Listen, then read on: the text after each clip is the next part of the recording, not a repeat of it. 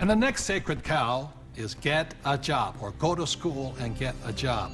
Now, the problem with getting a job is, who do you think pays the most taxes? The owner of the business or the worker? To that, I'll turn to my accountant here, Tom. Well, it's clearly the employee who's paying the most taxes. And, you know, I started as an employee right out of school, and I was paying high taxes. Even though my job is to reduce taxes, I was paying high taxes. And then I started, I know, ironic, isn't it? and then about 15 years ago, I started my own business. I started my own CPA firm, and I was now self-employed, and I was even paying more taxes. So it wasn't until I started acting like a bigger business and was really a significant sized business that I started paying less taxes. And it's because it's the business owners, and it's the entrepreneurs, and it's the investors, the active investors, that really pay the least amount of taxes. Time out. During this program, you'll hear a lot about E, S, B, and I, also known as the cash flow quadrant. E stands for employee. Employees have a job. S stands for self-employed, small business, or specialist, like a doctor or lawyer. These people own a job. B stands for big business, 500 employees or more, and these people have other people working for them. And I stands for an investor, and investors have their money work for them. Now, my poor dad always said to me, go to school and get a job, and he wanted to become an employee or a specialist like a doctor or a lawyer. My rich dad said, if you want to be rich, you have to be on the business owner or the I side. And that's the difference between my rich dad and my poor dad. If you look at the cash flow quadrant, you have the E, S, B, and I. The people that go to school are on the E and the S side. The S stands for specialists like a doctor or a lawyer, and E's are employees. But doctors and lawyers pay the highest taxes, right? Oh, by far. It's those people that are self-employed, because not only are they paying the highest income taxes, they also get the privilege of paying Social Security taxes and Medicare taxes on everything they earn. So they're paying extra taxes just to be in that S quadrant. Right, so when you go to school, again, there's academic and professional. You go to school, and my mother wanted me to be a doctor. If I had followed in that footsteps, I'd be paying the highest tax possible. And they make a lot of money, but they pay the highest percentage in taxes. So that's why this relates back to go to school.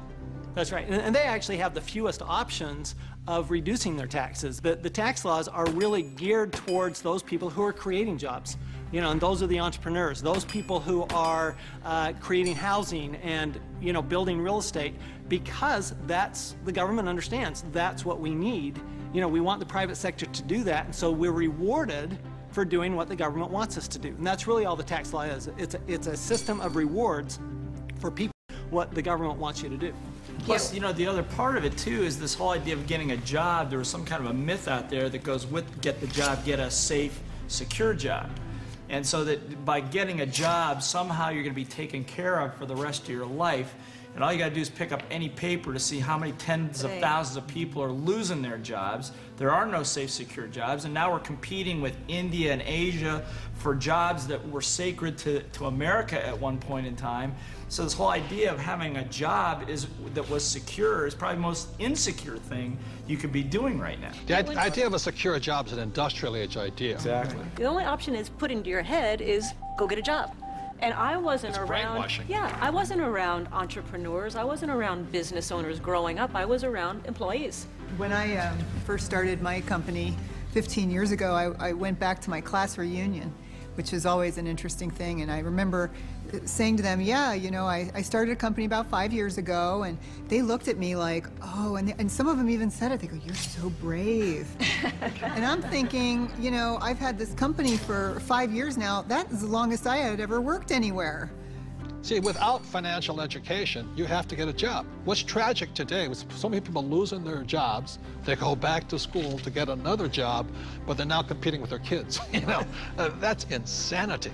So we're not saying jobs are bad. We're just saying as entrepreneurs, our job is to create jobs. The government doesn't really create jobs. They need more entrepreneurs. I didn't even know there was another option growing up. I didn't know there was another option. I didn't know. I thought all you could do was get a job.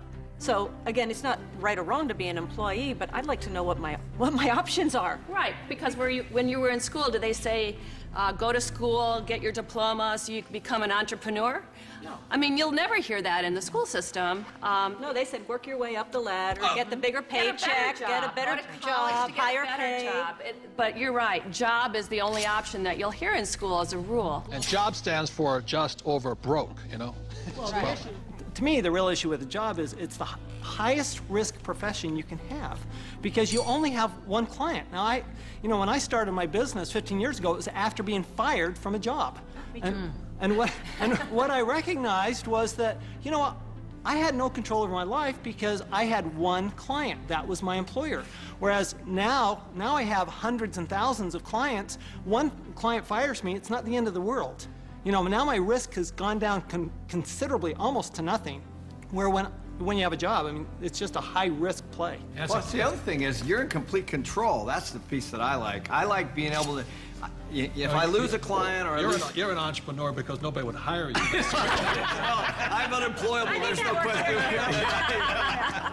Tell the truth. But it's nice, like if you're going to lose some business or you do lose some business, you can go out and generate business and fill that gap. Financial security is more important than job security. Time out. E's and S's get punished for making mistakes, or they lose their job.